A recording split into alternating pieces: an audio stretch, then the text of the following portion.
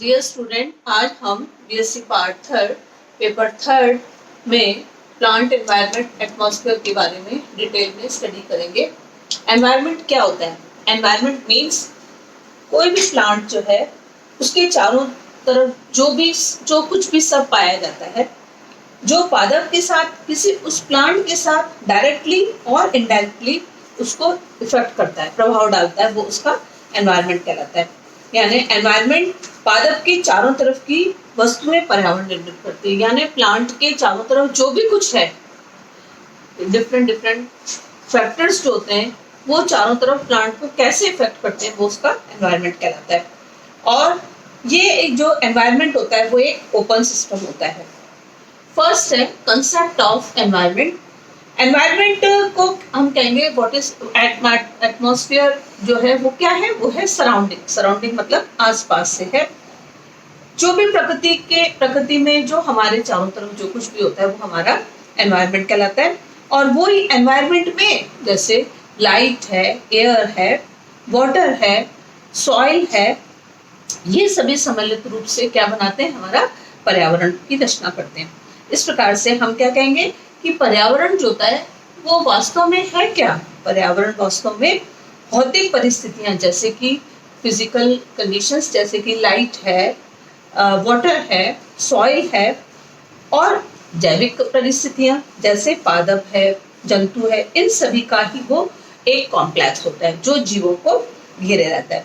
इस प्रकार से पर्यावरण को हम जैव मंडल भी कहते हैं, बायोस्फीयर भी कहते हैं। और ये बायोस्फीयर क्या है? वास्तव में ये हाइड्रोस्फीयर, लिथोस्फीयर और एटमॉस्फेयर के जीवन युक्त भागों का योग होता है। अगर हम पर्यावरण की कंसेप्ट के बारे में स्टडी करते हैं तो पर्यावरण की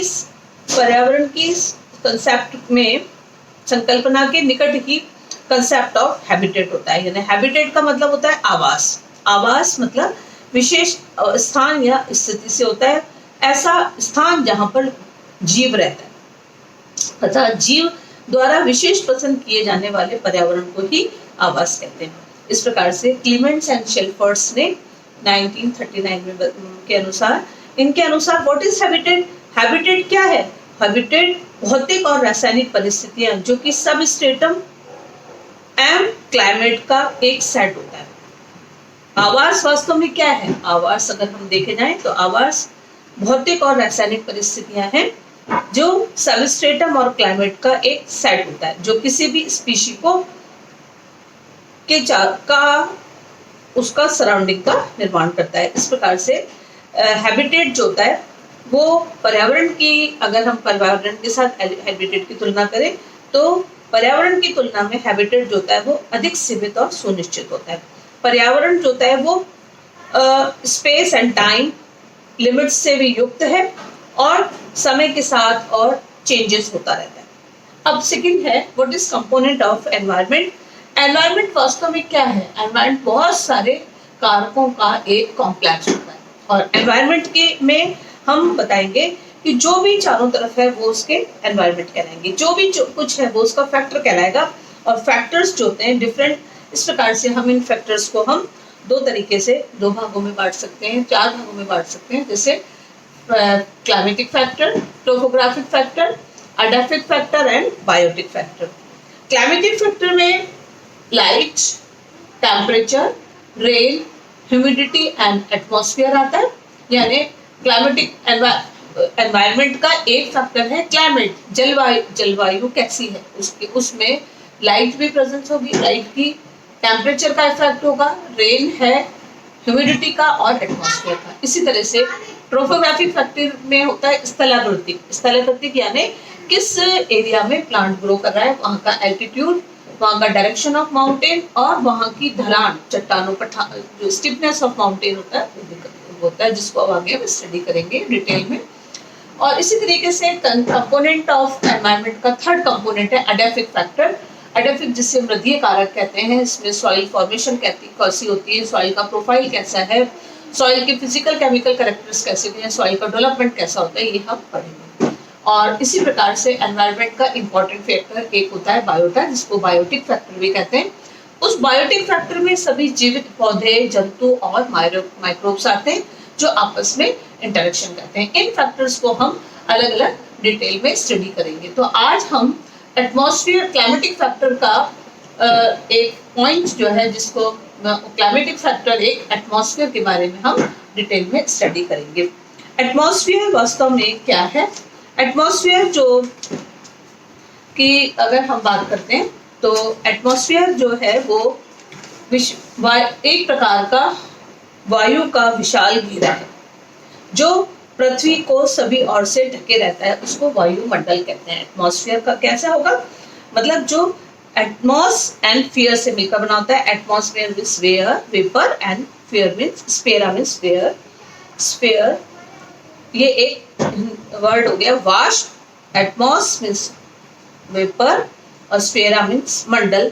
तो इसका एक ग्रीक वर्ड से मिलकर बना हुआ है और उसका अर्थ हो गया वायुमंडल। वायुमंडल मतलब वायु का विशाल घेरा जो पृथ्वी को सभी तरफ से घेरता है, वो उसका वायुमंडल कहता है। और वायुमंडल जो होता है वो एक बहुत जल्दी कंटिन्यूअस गतिशील होता है।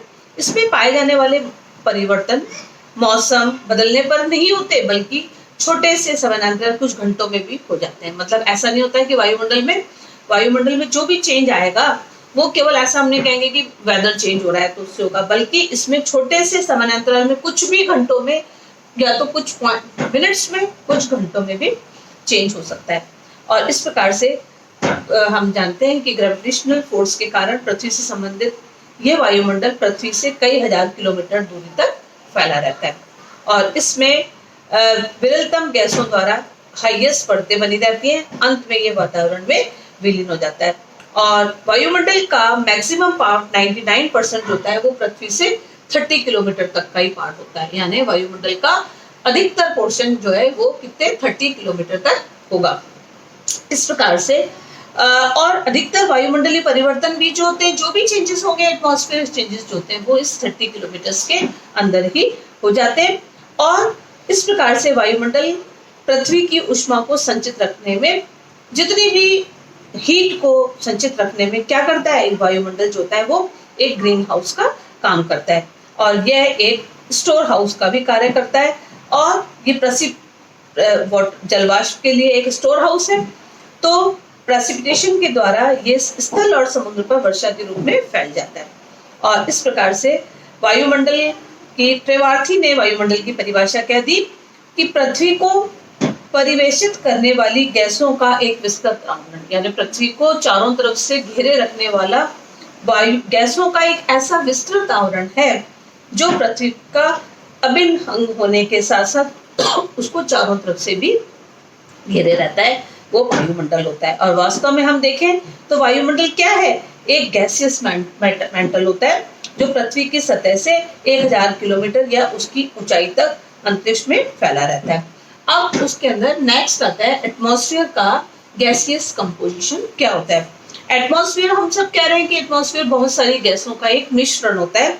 तो इसके अंदर सभी गैसेस कौन कौन सी हैं, इसमें हम डायग्राम में हम देखते हैं कि अगर इसके अंदर जो है मैक्सिमम पोर्शन जो होता है वो गैस कौन सी होगी, 78% गैस होती है नाइट्रोजन और 20.95 से 21% ऑक्सीजन गैस होती है। इसके अलावा दूसरी गैसेस जो होती हैं वो अत्यंत कम कुछ परसेंटेज में ही होती हैं। जैसे एग्जाम्पल में हम देख रहे हैं डायग्राम में कि 78% नाइट्रोजन है, नाइट्रोजन के बाद ऑक्सीजन है 20.95%, आर्गन का परसेंटेज है 0.93%, xenon 0.009%, 0.0009% and neon 0.0018%, hydrogen 0.00005%, helium 0.0005%, krypton 0.0001% and carbon dioxide जो है वो 1.38% होती है। इस प्रकार से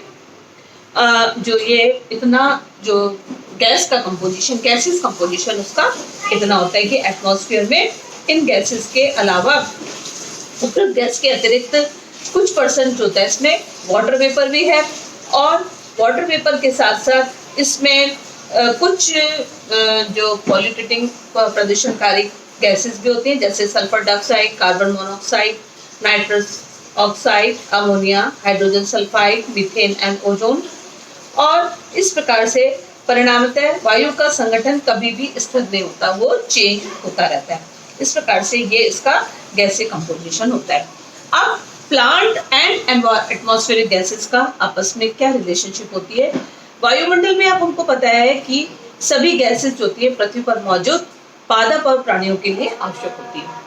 वायुमंडल में जितनी भी गैसेस जो हैं, चाहे कोई सी भी गैस देख लें, वो सब वहाँ के उसमें रहने वाले चारों तरफ के जो एनिमल्स और प्लांट हैं उनके लिए अत्यंत आवश्यक है, क्योंकि पृथ्वी पर निरंतर hydrogen, nitrogen, oxygen, carbon dioxide का चक्र जो होता है वो संचालित होता रहता है। और ये चक्र जो होते हैं ये अब हम साइकिल में पढ़ेंगे बायोकेमिकल साइकिल्स के अंदर कि ये मृदा और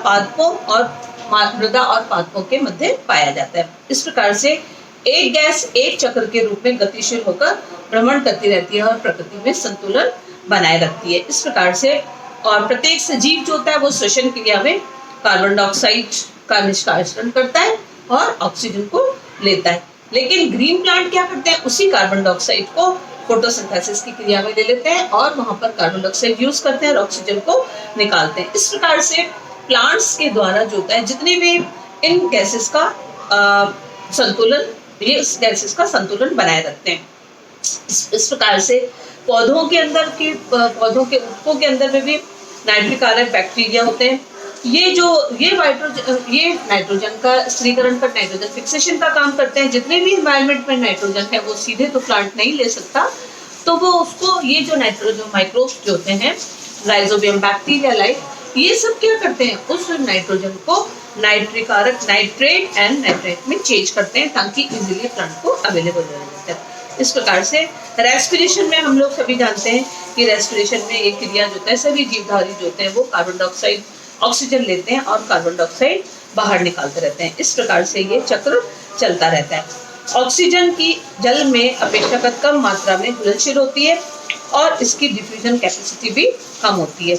लेकिन अगर हम जब जलाशयों की बात करते हैं तो उसमें जितने भी हाइड्रोफाइट्स हैं वो अपने एयर चैम्बर्स में ऑक्सीजन को संचित रखने का कार्य करते हैं। इसके अलावा ये प्रकाश संश्लेषण के दौरान, जितने भी हाइड्रोफाइट्स हैं, प्रकाश संश्लेषण के दौरान ऑक्सीजन का अधिक मात्रा में भी निष्क्रमण करते हैं। इस प्रकार से कार्बन मेटाबॉलिज्म जो होता है वो बना रहता है। और इसके साथ साथ में हम देखते हैं कि ये जो गैसेस कंपोजिशन इस तरीके का होता है। नेक्स्ट हम पढ़ते हैं स्ट्रक्चर ऑफ एटमॉस्फेयर। एटमॉस्फेयर की स्टिकलिफ ने अनुसार जो एटमॉस्फेयर है वो 5 लेयर्स से मिलकर बना होता है और इन 5 लेयर्स जो ये 5 लेयर्स हैं वो विभिन्न घनत्व और विभिन्न तापक्रम वाली होती है। तो इसके अकॉर्डिंग सबसे पहला जो एटमॉस्फेयर का फर्स्ट जो स्तर है वो कहलाता है ट्रोपोस्फेयर, जिसको शोभमंडल कहते हैं। शोभमंडल क्या है? ये सबसे अर्थ के बाद एटमॉस्फेयर की जो फर्स्ट लेयर होती है वो ट्रोपोस्फेयर कहलाती है। ये सबसे ऊपरी सीमा होती है उसकी फर्स्ट, ये ट्रोपोस्फेयर है यहाँ तक। और इस ट्रोपोस्फेयर में इसकी ये भूमध्य रेखा पर पृथ्वी की सतह से लगभग 10 किलोमीटर पर ट्रोपोफॉस, मतलब जो ट्रोपोस्फेयर जो है उसकी फर्स्ट सीमा जो होती है वो ट्रोपोफॉस कहलाती है और ये 10 किलोमीटर तक होती है। और इस प्रकार से, लेकिन ध्रुवीय क्षेत्रों के अंदर इसकी ये 8 किलोमीटर तक होती है। और इस प्रकार से जो ट्रोपोस्फेयर है उसमें तापमान का ह्रास होता रहता है। तापमान की लैप्स रेट जो होती है, ऊंचाई के साथ साथ तापमान की घटने की दर हो जाती है। जैसे जैसे ऊंचाई बढ़ेगी तो तापमान जो होगा वो कम होता जाएगा। और इस प्रकार से ऊंचाई के बढ़ने के साथ साथ तापक्रम बढ़ता जाएगा, क्योंकि यहाँ इसकी ऊंचाई सर्वाधिक होती है। इस प्रकार से सभी जीवधारियों के लिए सबसे इम्पोर्टेंट परत जो होती है वो होती है ट्रोपोस्फेयर होती है। और इसके अंदर ट्रोपोस्फेयर, ये परत जो है वायुमंडल का 75% इसी मंडल में संभावित होता है। सर्वाधिक प्रतिशत जो होता है वायुमंडल का। और सभी मौसमी घटनाएं, जैसे मौसमी घटनाएं जैसे बादलों का बनना, बिजली का चमकना, आंधी तूफान आदि होना, इसी ट्रोपोस्फेयर के द्वारा संपन्न होता है। और इसके अंदर जो शोभमंडल से उठने वाली जो कॉन्स्टिट्यूटिव एयर करंट्स होती हैं वो इस मंडल को पार कर नहीं पाती। इस प्रकार से पृथ्वी की नमी भी सौरमंडल के बाहर नहीं, इससे बाहर नहीं जा पाएगी। और इस प्रकार से वायुमंडल का वह भाग जहाँ पर ओजोन मिलता है और वो ओजोन मंडल कहलाता है। इसकी ऊंचाई 15 से 45 किलोमीटर तक होती है। और यहाँ पर इसका काम क्या है, ओजोन मंडल क्या करता है? ओजोन मंडल जो होता है वो वायुमंडल की अल्ट्रावायलेट रेज की सक्रियता से यहाँ पर ऑक्सीजन अणुओं का फोटो डिसोसिएशन हो जाता है। इस प्रकार से डिसोसिएशन के कारण ही ओजोन का निर्माण होता है। और इस प्रकार से कुछ वैज्ञानिकों के अनुसार ओजोन मंडल जो है वो कीमोस्फीयर भी कहलाता है। इस प्रकार से नॉर्थ ऑफ स्फीयर में ओजोन की मात्रा जो है वो 0 डिग्री से 60 डिग्री अक्षांशों में ऊंचाई के अनुसार बढ़ती जाती है, लेकिन पोल्स पर इसकी मात्रा कम हो जाती है। विभिन्न ऋतुओं का परिवर्तन भी ओजोन की मात्रा को प्रभावित करता है। यह मंडल वायुमंडल में उड़ने वाले सजीवों के लिए इम्पोर्टेंट मीडियम होता है। नेक्स्ट होता है स्ट्रेटोस्फीयर। तो फर्स्ट लेयर थी हमारी शोभमंडल और सेकंड लेयर जो है नेक्स्ट है स्ट्रेटोस्फीयर। स्ट्रेटोस्फीयर जो होता है वो नेक्स्ट टू ट्रोपोस्फीयर पाई जाती है और इसका ये 30 किलोमीटर तक होती है। और इसका जो इस क्षेत्र की सीमा को स्ट्रेटोस्फीयर कहते हैं। और यह पृथ्वी से 21 से 20 किलोमीटर तक के बीच की ऊंचाई पर तापमान या तो यहाँ तो अपरिवर्तित होता है या बिल्कुल बहुत ही धीरे धीरे बढ़ता है। इस प्रकार से इस लेयर को हम क्या बोलते हैं, आइसोथर्मल लेयर भी कहते हैं। और इस परत के बाद यहाँ तक टेम्परेचर नहीं बढ़ेगा, लेकिन अब इसके बाद जैसे हम देख रहे हैं टेम्परेचर इंक्रीजेस विद हाइट, यहाँ तक तो बढ़ रहा था, लेकिन अब इसके बाद temperature decreases with the height हो जाएगा। इसके बाद टेम्परेचर जो का वो तापमान तेजी से बढ़ता है ओजोन गैस की उपस्थिति के कारण। ये क्यों ऐसा होता है? क्योंकि वायुमंडल के मतलब इस परत के बाद तापमान तेजी से बढ़ेगा, यहाँ तक तो नहीं बढ़ेगा लेकिन उसके बाद तेजी से बढ़ेगा। क्यों? क्योंकि यहाँ पर ओजोन गैस की उपस्थिति के कारण होता है। इस प्रकार से ओजोन मंडल जो होता है वो 15 से 15 टू 45 किलोमीटर तक ऊंचाई तक होता है। ओजोन की सांद्रता अधिकतम सांद्रता 22 किलोमीटर पर सबसे अधिक रहती है। और ओजोन गैस से सूर्य से आने वाली ओजोन क्या करती है? ओजोन का काम जितनी भी सन से जितनी भी अल्ट्रावायलेट रेज आती हैं उसको वो एब्जॉर्ब कर लेता है, इसलिए यहाँ पर टेम्परेचर में बढ़ोतरी होती है। और इस प्रकार से जो ये यहाँ पर वायु का परसेंटेज जो होता है वो 24% तक होता है। और इसके अंदर वायु नमी और संवहनी वायु धाराओं का अभाव होता है और ये मौसम रहित होता है। और उसके बाद नेक्स्ट होता है मेसोस्फीयर। फर्स्ट था troposphere, stratosphere and mesosphere. Mesosphere जो होता है वो वार्म लेयर कहलाती है, क्योंकि यहाँ पर ये 50 से 55 किलोमीटर के बीच वायुमंडल का तापक्रम ऊपर और निचली पृथ्वी की तुलना में अधिक हो जाता है। यहाँ पर टेम्परेचर जो होता है वो बहुत मतलब अधिकतम होता है। और इस मंडल में 30 किलो स्थिर मंडल से, जैसे अब हम देखते हैं कि जो स्ट्रेटोस्फीयर से 30 किलोमीटर ऊंचाई तक का ये क्षेत्र जो होता है पृथ्वी की सतह से लगभग 80 किलोमीटर ऊंचाई की वायुमंडल सतह को ही मेसोस्फीयर कहते हैं और उसकी सीमा को मेसोफॉर्स कहते हैं। इसमें तापमान वायुमंडल की इस परत के तापमान से में फिर कमी आती है और इसका मुख्य कार्य सूर्य की किरणों की प्रक्रिया से रेडियो तरंगों को अवशोषित करना। मेसोस्फीयर का मेन काम सूर्य की किरणों की प्रक्रिया से ही रेडियो तरंगों को जितनी भी रेडियो वेव्स होती है उनको एब्जॉर्ब करना होता है।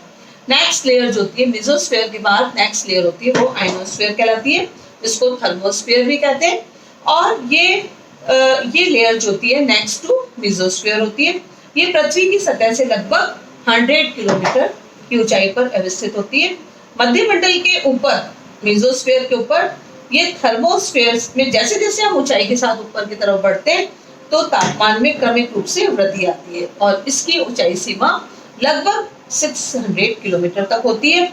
यहाँ का संपूर्ण वायुमंडल पराबैंगनिक क्रियाओं के कारण जितनी भी अल्ट्रावायलेट रेज होती है उसके कारण आयनीकृत हो जाता है और पर्याप्त मात्रा में इलेक्ट्रॉन को भी निर्मित करता रहता है। इस प्रकार से अधिकांश उच्च अक्षांशों पर दिखाई देने वाला रंग बिरंगा प्रकाश जो होता है वो किस कारण होता है? आयनोस्फीयर में ही उत्पन्न होता है। ध्रुवीय प्रदेशों में यहाँ 6 महीने की रात होती है और वहां के निवासी आयन मंडल द्वारा रंग बिरंगे गुलाबी और बैंगनी प्रकाश में इस अवधि में भी अपना कार्य करते हैं। और नेक्स्ट लास्ट लेयर जो होती है वो उसकी एक्सोस्फीयर कहलाती है। एक्सोस्फीयर जो होता है वायुमंडल की सबसे ऊपर परत, जो सबसे लोअर ट्रोपोस्फीयर थी तो सबसे ऊपर कौन सी होगी? एक्सोस्फीयर होती है और ये आयन मंडल के ऊपर वाला भाग होता है। इसमें कुछ हवा के कण आयनीकृत नहीं हो पाते, ये विस्तृत होकर ऊपर ही उठ पाते हैं। यही जो पार्ट जो है वो आयनोस्फीयर का ऊपर का पार्ट जो होता है वो एक्सोस्फीयर बनाएगा और ये 600 to 1000 किलोमीटर तक की ऊंचाई का पार्ट होता है। और इस लेयर में नाइट्रोजन अणुओं पर कॉस्मिक किरणों की प्रक्रिया होती है, उससे हीलियम का निर्माण हो जाता है। इसके अतिरिक्त यहाँ पर गुरुत्वाकर्षण बल भी एकदम समाप्त हो जाता है। इस प्रकार से ये धरती के वायुमंडल की सबसे ऊपरी अंतिम परिसीमा होती है और यहाँ पर मतलब गैसेस का जो वायु का जो घटक जो होता है वो लगभग समाप्त हो जाता है। और इस प्रकार से यहाँ ये हमारा जो लेयर्स जो थी हमने इनके बारे में स्टडी किया। तो एटमॉस्फेयर, स्ट्रक्चर ऑफ एटमॉस्फेयर में हमने एटमॉस्फेयर में कंसेप्ट ऑफ एनवायरनमेंट पढ़ा और कंसेप्ट ऑफ एनवायरनमेंट के बाद components of environment and atmosphere के अंदर atmosphere gases composition and structure of atmosphere के बारे में डिटेल में